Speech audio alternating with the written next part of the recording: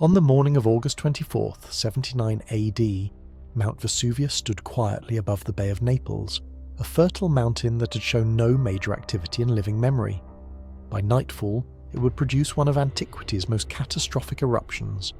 The following 18 hours would bury cities, reshape coastlines, and preserve a moment in Roman life beneath meters of ash. This is how the disaster unfolded.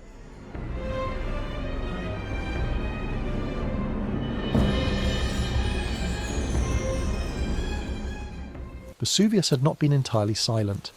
Springs that fed farms and villages dried unexpectedly as underground pressure disrupted their sources. On the upper slopes, patches of dead vegetation marked where toxic gases seeped through the soil, poisoning roots and leaves. Animals sensed the danger before humans could.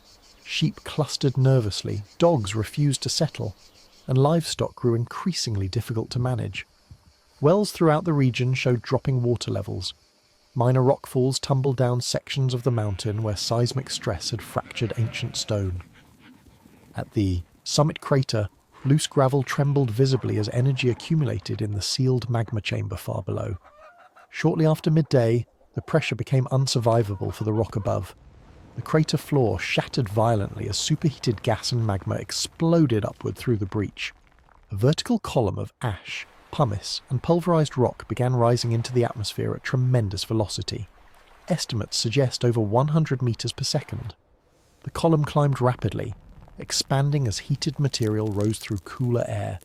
Internal convection currents churned the cloud's surface, carrying fragments of the mountain ever higher. Within perhaps 30 minutes, the column reached an atmospheric boundary where vertical momentum could no longer overcome horizontal wind resistance. The top began spreading laterally, forming a vast umbrella-shaped cloud. This canopy would soon stretch across the Bay of Naples, turning afternoon into darkness. From Pompeii, 8 kilometers southeast of the summit, the column appeared as a monstrous tower rising above the city's rooftops. From Herculaneum, closer to the west, the eruption loomed almost directly overhead. 30 kilometers across the bay at Misenum, where the Roman fleet lay anchored, observers could see the column's full shape, a narrow trunk spreading into a broad canopy, resembling a Mediterranean stone pine. Near the summit, volcanic bombs rained down continuously. These projectiles, some semi-molten, others already solidified, arced from the column and crashed onto the upper slopes, creating fresh impact craters. Meanwhile, upper-level winds began pushing the ash cloud southeastward, directly toward Pompeii.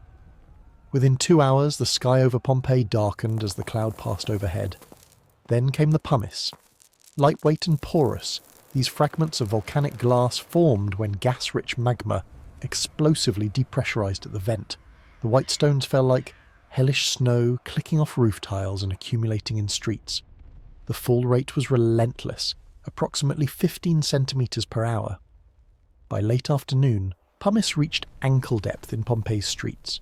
Citizens waded through the shifting material, struggling to move as the city transformed around them. Rooftops began to sag under the mounting weight. Some collapsed entirely, sending beams, tiles, and pumice crashing into homes. Herculaneum experienced a different fate. The same winds carrying pumice toward Pompeii pushed it away from the western coastal town. Streets remained largely passable, with only light ash accumulation. Residents could still move freely, though the towering column filled their eastern sky. At Pompeii's harbour, pumice covered the water's surface in dense floating rafts. Boats filled with the lightweight stones faster than sailors could bail. Escape by sea became nearly impossible. Those who could flee Pompeii took to the roads heading south, wading through pumice that had already accumulated to knee depth. The journey was exhausting. Each step sank into loose material, progress measured in meters rather than miles. As the eruption progressed, the magma feeding it shifted in composition. Denser, darker pumice began falling alongside the earlier white fragments. This grey pumice was heavier, falling faster and accumulating more rapidly. The layer building in Pompeii's streets now showed a visible colour transition, white below, grey above, recording the eruption's evolving chemistry. By evening, pumice reached chest height in some narrow alleys. Ground floor doors became impassable. The weight on rooftops grew catastrophic, and collapses became common throughout the city. As true darkness fell, the ash cloud blocked all celestial light completely. Residents lit oil lamps and carried torches, their small flames the only illumination in a city buried under volcanic debris. Above the mountain, the eruption column became increasingly unstable. Its height fluctuated as magma pressure varied, edges collapsing back toward the summit. Shortly before midnight, a significant portion of the column collapsed entirely. Too dense to remain airborne, the material fell back to Earth and transformed into something far more deadly, a pyroclastic surge. This first surge raced down the western flank toward Herculaneum at speeds exceeding 100 kilometers per hour. Temperatures within the cloud reached several hundred degrees. The surge stopped just short of the town's walls, depositing a thick layer of ash at its northern edge. Herculaneum was spared, temporarily. Hundreds of residents had gathered on the beach below the town, hoping for rescue by sea. Behind them, the column restabilized, rising powerfully again. But the worst was yet to come. By the early hours of August 25th, pumice in Pompeii had accumulated to chest height. The city was becoming impossible to navigate. Roof collapses had become constant, each failure adding to the chaos as buildings succumbed to loads they were never designed to bear. Those still attempting to flee waded through darkness lit only by torches, pushing through material that threatened to bury them with every step. Violent earthquakes shook the region, toppling columns and cracking walls already stressed by the eruption. Along the coast near Stabiae, the sea withdrew dramatically from the shore, exposing seafloor and stranding boats, a phenomenon caused by seismic displacement of the bay floor and a warning of the tectonic violence occurring beneath Vesuvius. Around 1 in the morning, the eruption entered its most lethal phase. The column that had risen for nearly 12 hours began to lose momentum. The magma chamber was draining, reducing the pressure that had sustained the vertical plume. When the column could no longer support its own mass, it collapsed. The effect was catastrophic.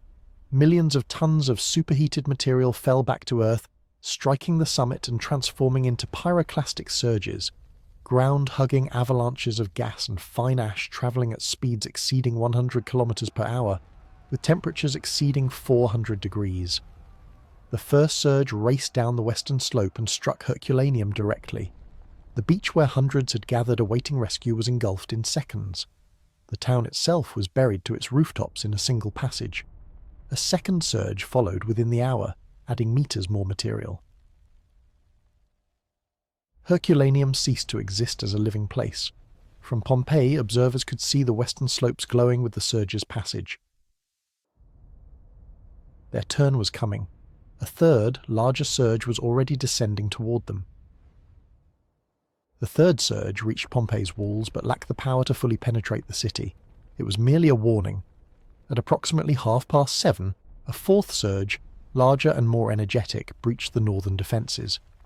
The superheated cloud poured into streets already buried under meters of pumice, flowing over the accumulated debris, filling buildings, ending any life that had survived the long night of falling stone. A fifth surge followed within minutes, sweeping across the forum and completing the city's destruction. A sixth extended beyond the walls, burying farmland to the south. After 18 hours of continuous eruption, the column collapsed entirely, its energy finally spent. Pompeii lay under 4 to 6 meters of volcanic material. The city that had been home to perhaps 20,000 people had ceased to exist. When dawn finally penetrated the thinning ash cloud, survivors on distant hills looked back at an unrecognizable landscape. Where Pompeii had stood, only subtle undulations in a grey plain marked its location, the peaks of its tallest buildings barely visible above the surface. Herculaneum had vanished entirely, buried under 20 meters of pyroclastic deposits that had extended the coastline itself.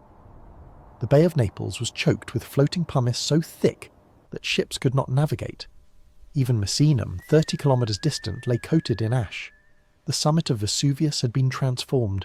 A vast crater gaped where the peak once stood, the result of the magma chamber's violent emptying.